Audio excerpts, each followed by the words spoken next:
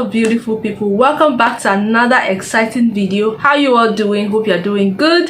Today we'll be checking out this video from Stefan Thyron. It's titled 5 things that shocked me about moving to Sweden 6 years later. I cannot wait to check this out because I don't remember doing any video about Sweden except one video I did, the differences between Sweden and Poland and their similarities. Apart from that, I don't think we've done anything from Sweden. I cannot wait to check their history, everything about Sweden coming from this guy. My name is Oge. Welcome to my channel. If it's your first time here, hello, hi. Do well to like, share, subscribe, turn on notification bell. Make sure you drop a comment in the comment section if you are from Sweden or you know about their culture, or you can attest to just additions or anything you want to say. Please put it in the comment section. You could also say hi, I'm watching from this and this and this place. Okay, let's check this video out together. It's now been over 6 years since I first moved to Sweden and started this YouTube channel.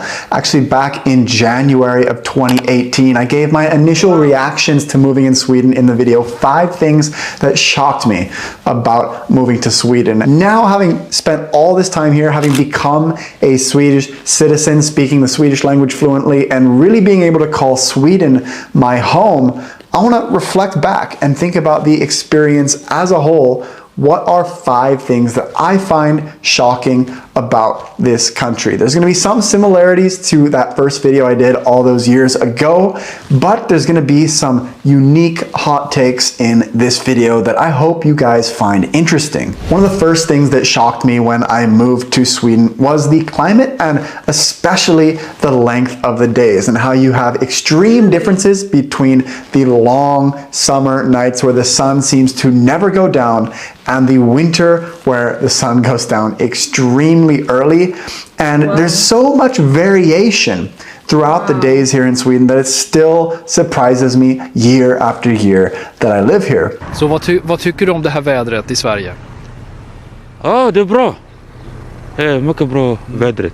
The longest day of the year, June 21st in Stockholm, the sun might set around 11 o'clock at night, and then you'll even have some residual light until the sun might come up at 2:30 or 3 in the morning. So it's truly unlike anything else if you have not been this far north on the globe. In the winter, it is the exact opposite. Here at the shortest time of the year, so for example December 21st, which is the shortest day, the sun might come up around 9:30, and then it will set around maybe 2:30. So you go from, on the long end, having a day that's like 20 hours long in the summer to maybe just 5 hours in the winter time. And the days around the longest and shortest days of the year, you don't see so much change from day to day, but when you're in the middle points, so say September or March, you start to see big changes from day to day, where each day becomes maybe 10 minutes longer. So you notice the changes a lot more quickly in Sweden compared to where I'm from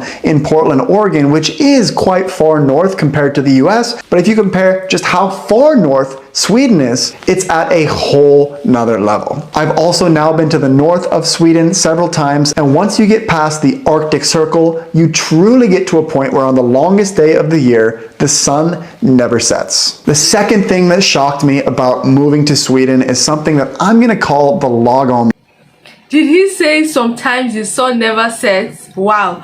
You know, sometimes I find it really weird because I'm from this part of the world where we have like, it doesn't change. Like we have a regular weather, right? From this time the sun comes out, and this time the sun sets. Like it's just a regular thing. Well, from this part that I am in, right, it's just a regular. But listening to people from, because I can see that he interviewed one guy and then he was asking what's the weather like in that really cold winter, and the guy was saying the weather is good, the weather is good. Like to me the weather is not good for me because, well, they are used to it. That's what their weather is like over there. But here, I mean, it's just a regular.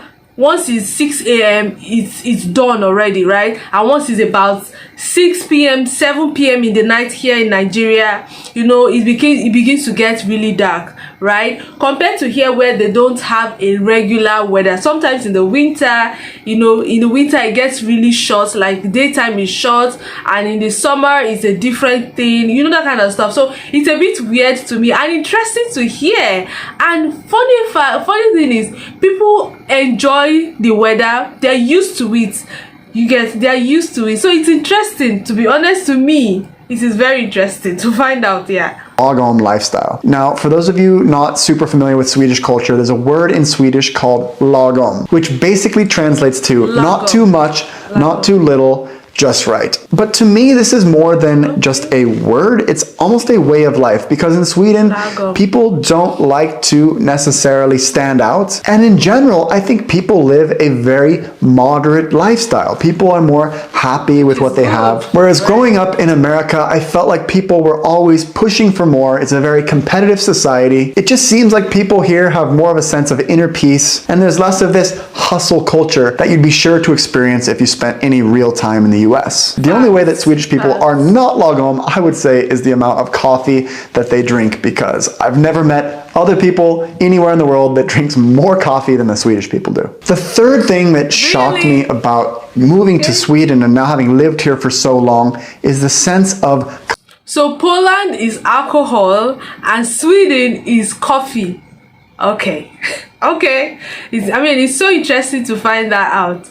And the logom, the word logom, and what he said about it, I feel like it comes with its pros and cons. Like what he wrote in the description there, it has its pros and cons.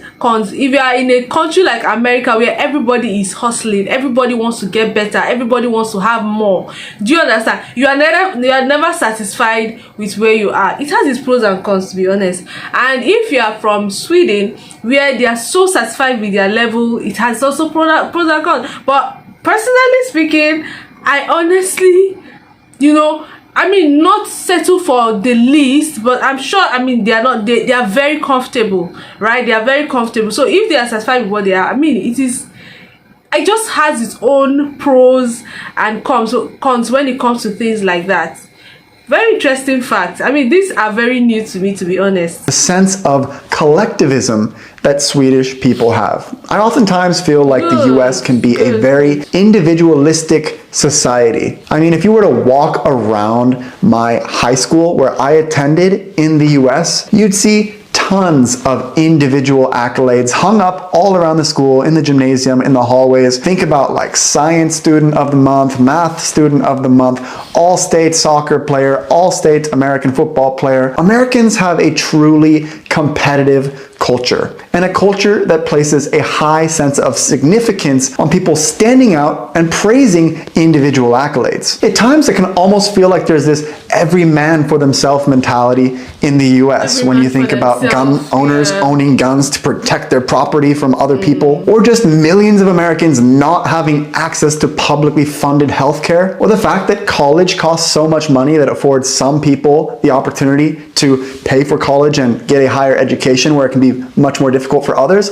A lot of those things just don't exist in Sweden, and I think it runs to a much deeper level culturally, because Swedish people have this sense of collectivism. One of the first things that shocked me when I moved to Sweden was just how high the taxes were. And as someone that's grown up in America, I've never been a huge fan of paying high taxes. But I've heard many of my Swedish friends, colleagues, and people that I've gotten to know in this country say that they're happy to pay the high taxes. And this is very interesting, because this is something that I've never heard an American say, that they're happy to pay high taxes. The thing is that Swedish people really like to contribute. Everybody complains about taxes. Nobody is always happy about taxes, to be honest.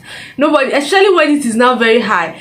But only Swedish people are so happy to pay taxes. Let's know in the comment section why this is, because everybody doesn't like paying taxes, especially when it is extremely high. You see people complaining about how much they earn, to how much tax they have to pay, and at the end of the way they have to pay everything they have to pay. They have little or nothing left, you get. But in Sweden it is way different. If you know why this is, Kindly tell us in the comment section, okay? Let's continue. Swedish people really like to contribute to the common good. So we see this from paying taxes, but also in the way that they care about the environment, that they recycle. There's also a very high sense of trust in society, almost to the point where it can seem a little bit naive that people trust each other so much here. As an outsider that has come and seen it with different eyes. But to be honest, this sense of social trust and cohesion is one of my favorite things about this country, and one of the reasons why I've always felt so comfortable here. People just aren't trying to one-up each other or take advantage of each other. They're always very thoughtful about the common good. Another benefit of this is through the work culture, and I see oftentimes in important decision-making processes and things that work in a Swedish company, everyone gets to weigh in, everyone gets to have a say, whether it's your first day in the job or you're the founder and CEO of the company that's been working on the project for over 10 years. Everyone's opinion is valued, and there's much less of a hierarchical structure, which is pretty common in the vast majority of other countries. In contrast to the sense of collectivism in Sweden, the fourth thing that really shocked me about having lived here for so long is the sense of individualism in Swedish society. And one statistic that really makes this stand out for me is that Swedish people move out of their parents' homes on average at 17.8 years of age, which is one of the lowest ages in the world for citizens globally to move out of their childhood home. Contrast that with many cultures in Southern Europe where people will not move out of their parents' home until their late 20s. The sense of individualism in Sweden basically means that people want to be independent. They don't want to be a burden on anyone else. And I would say that people in this country are very self-sufficient. They're well educated, really great independent thinkers, and so you see this interesting contrast of people wanting the good of the collective but being very self-sufficient. And this sense of independence can manifest itself in all kinds of ways throughout Sweden. Now I see why they are so happy to pay taxes. Because of that sense of independence, that sense of self-sufficiency you get. So I mean 17 years old, they get to move out of their parents' house to become independent. Now, is it both the men and women? Is it any gender, like anybody? Because usually, you know, the women, the ladies are usually, you know, tender. They treat the ladies, the girls more, you know, they feel like, you know, the girls are, you know, still tender. Even at 17, I didn't move out of my parents' house till I was about 24, 23. Yeah. You know, moving out because I still feel like a child. That is really good because it gives them a sense of independence. It makes them critical thinkers. They can think really fast. They get to, you know, make decisions for themselves really early in their lives. You know, they make those mistakes and are able to move on from it quickly. Now I see why they are so happy to pay taxes, because they've learned how to be independent, and because also they want to contribute to the good of the society. I mean, I love Sweden. I love Sweden. This is really good.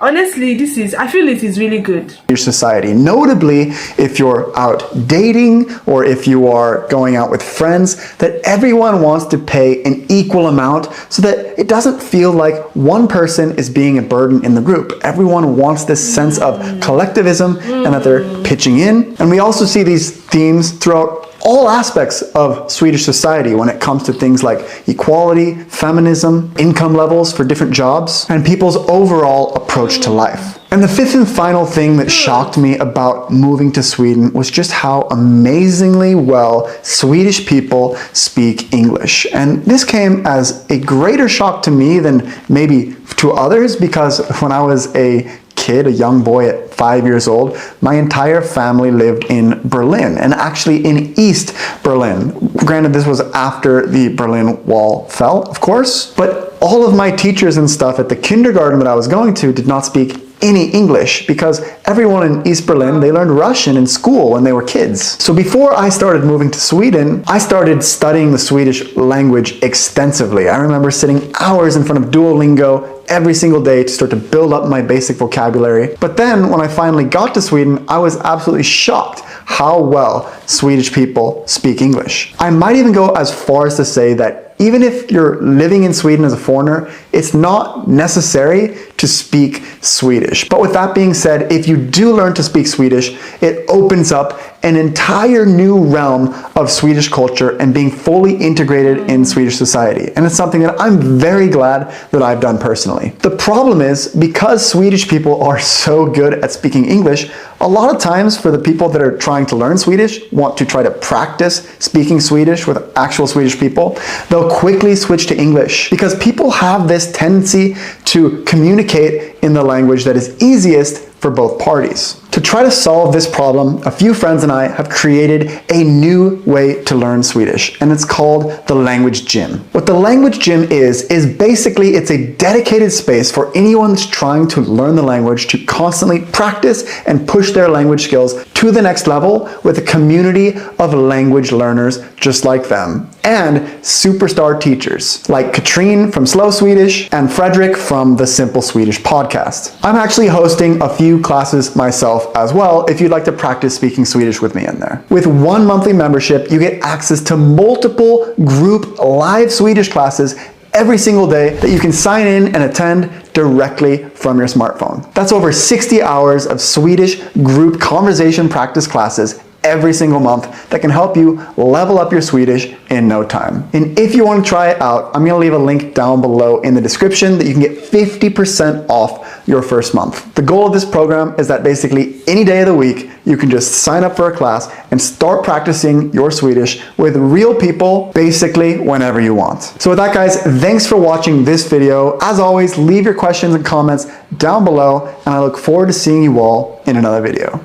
So interesting fact. I mean, he mentioned earlier that they are educated, that they're highly educated. So even if they speak very good English, I'm really not surprised about that, because I mean, if they're educated, of course they will be able to speak proper, like, good English, which is very interesting to me. And I wanted to also confirm, like, I know Swedish is their first language.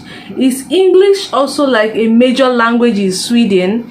Like, people speak Sweden as much as they speak English, so I can just go to Sweden even without, because I know that I think I remember talking about how important, as even as tourists, we are going to, say for example, Sweden for tourism. It's important that you learn like their basic language so you can connect with the people. I love this fact about Sweden. I mean, it is so interesting, that these people are highly educated, their sense of independence, and so many other interesting facts. If there's other things you love us to know about this, please let's know in the comment section below. Drop your likes, your subscriptions, drop what you think about Sweden, which of these things he said contradicts what you feel about Sweden. If you have additional, shocking revelations about Sweden, please let us know in the comment section, okay? Do also like this video, kindly share, drop a comment on what you think about this video, turn on post notification bell, and do not forget to subscribe. I'll see you in my next episode. Bye bye.